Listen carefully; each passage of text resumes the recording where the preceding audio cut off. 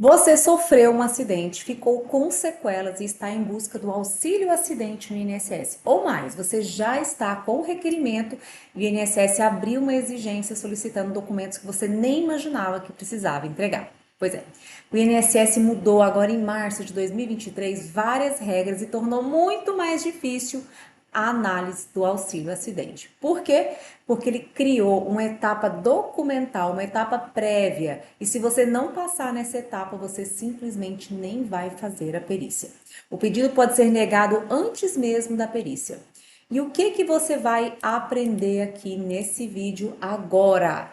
Você vai entender sobre essa regra nova de 2026 que mudou muito.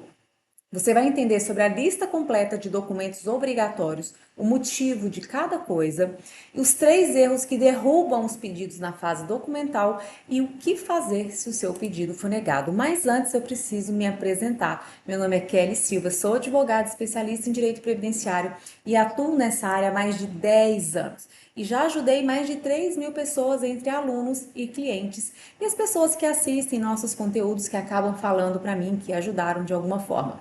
Meu foco hoje é aposentadoria PCD, BPC, benefícios por incapacidade e o auxílio acidente.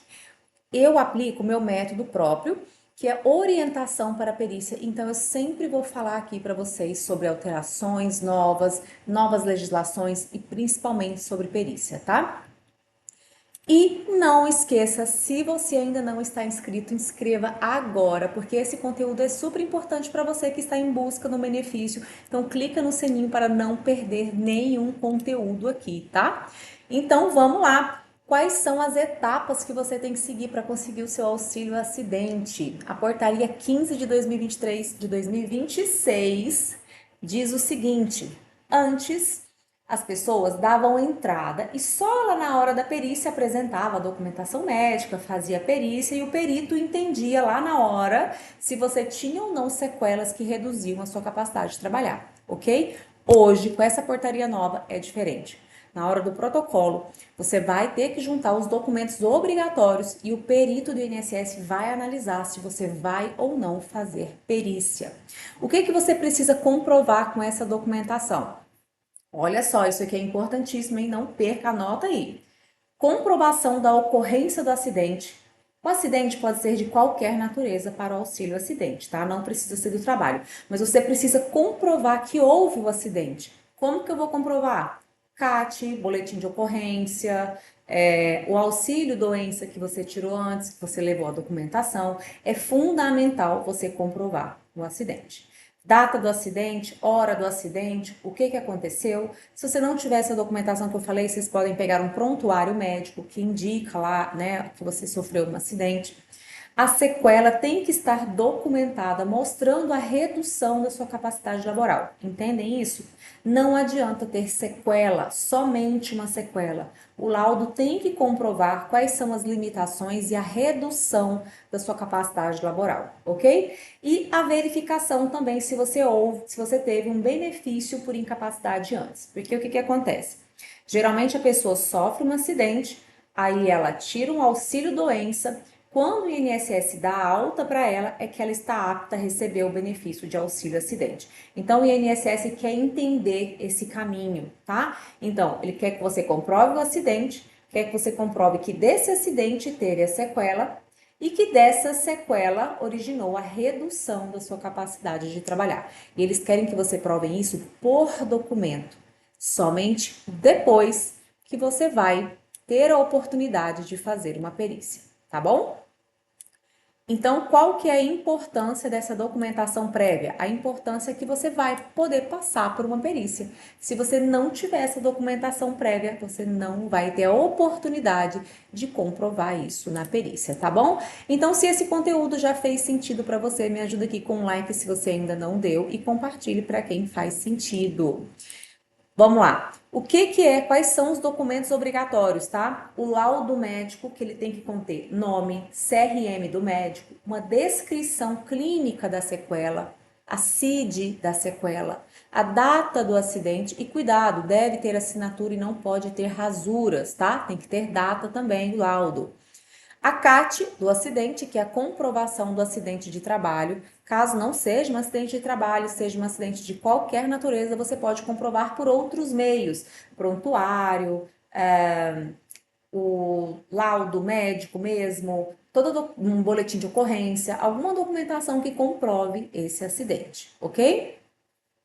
Se você sofreu um acidente de trabalho, falar, mas a empresa não quer emitir a CAT para mim, porque ela não quer se comprometer. Ok, existem outras formas de você ter uma CAT.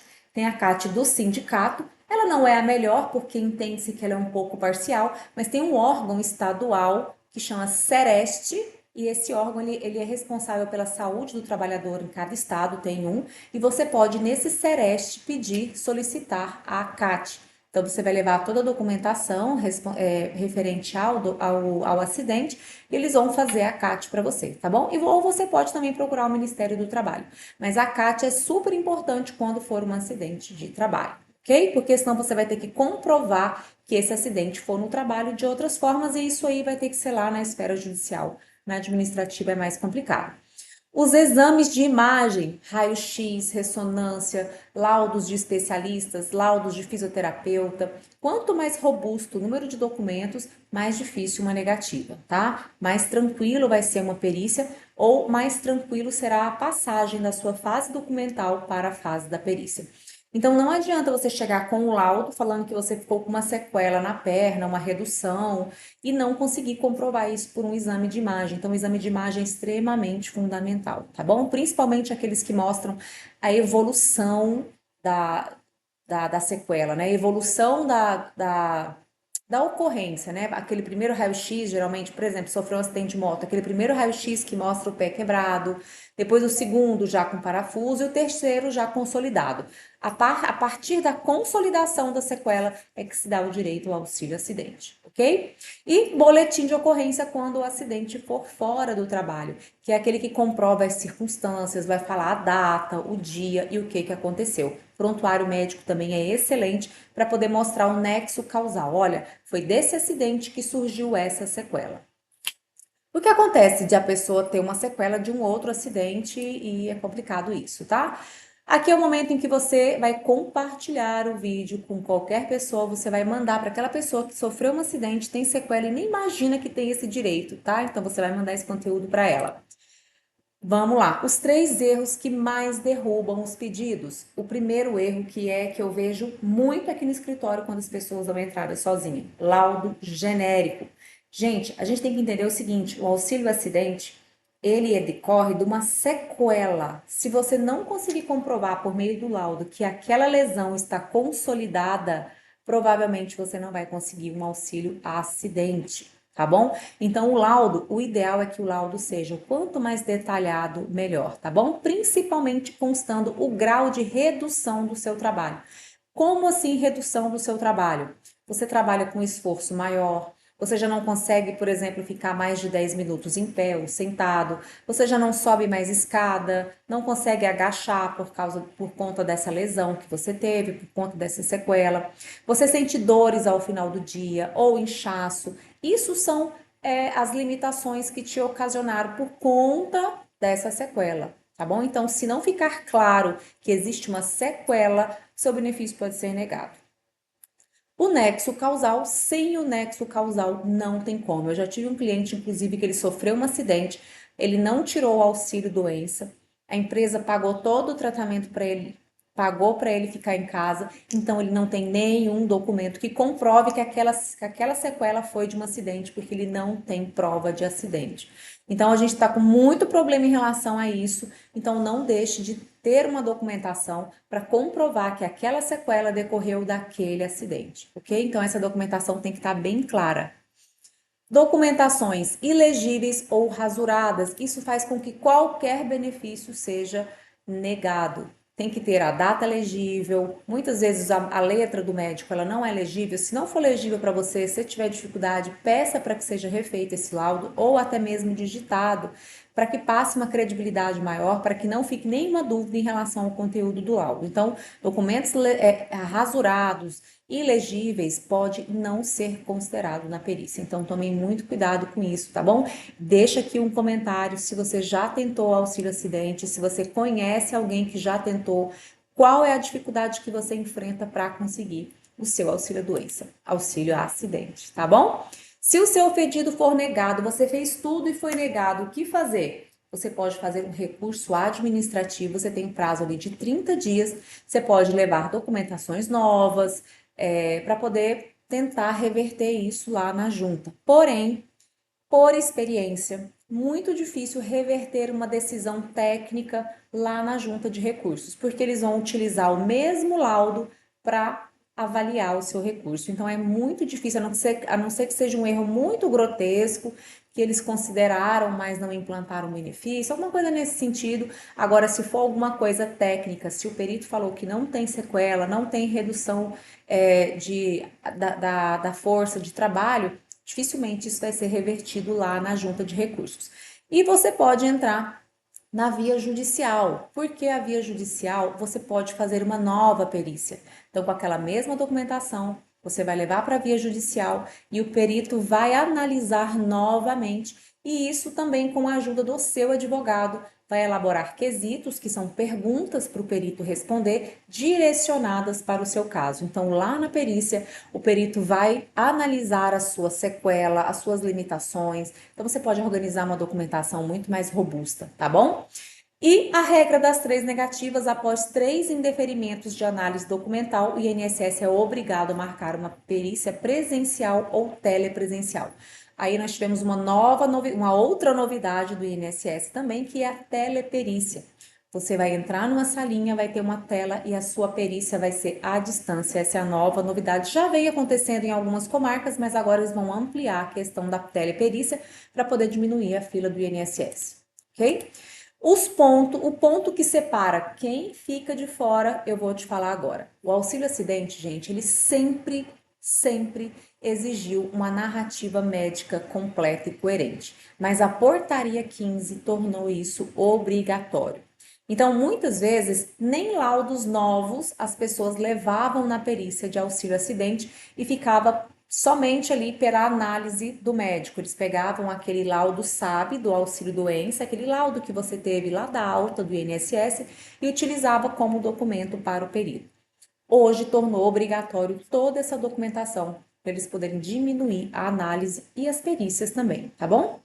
Então, voltando e resumindo, o processo ele precisa contar a história do acidente. Como foi o acidente, o que precisou ser feito, cirurgia, fisioterapia, placa, pino, quando o INSS te deu alta e após a alta, como que isso repercutiu na sua atividade laboral e como você vai comprovar essa redução da capacidade laboral, que aí é um ponto bem complexo. Como que você pode comprovar isso? Olha, ou tiveram que te mudar de função no trabalho, porque você já não exercia mais como antes, você não consegue mais ficar tanto tempo em pé ou tanto tempo sentado, você foi mandado embora, né? Você chega em casa com dores, com inchaço. Isso é porque você exigiu um pouco mais de esforço para você trabalhar. Então, isso também é uma redução de capacidade de trabalho. Então, provar que há uma redução de capacidade é essencial. Se você comprovar o acidente e a sequela, você não vai conseguir o benefício. Você tem que conseguir comprovar o acidente, a sequela e a redução da capacidade de trabalho. Tenho clientes, por exemplo, que trabalhavam com vendas e não conseguia mais ficar em pé, não conseguia mais ter aquela atividade bem ágil de um vendedor, então foi colocado em uma outra função e aquela função ela não ganhava gratificação, não ganhava comissão, então ela teve uma perda, né? Então ela perdeu as comissões, então isso foi ruim para ela, por isso que o INSS paga essa indenização, porque geralmente a pessoa perde a capacidade de trabalhar, então isso é uma prova.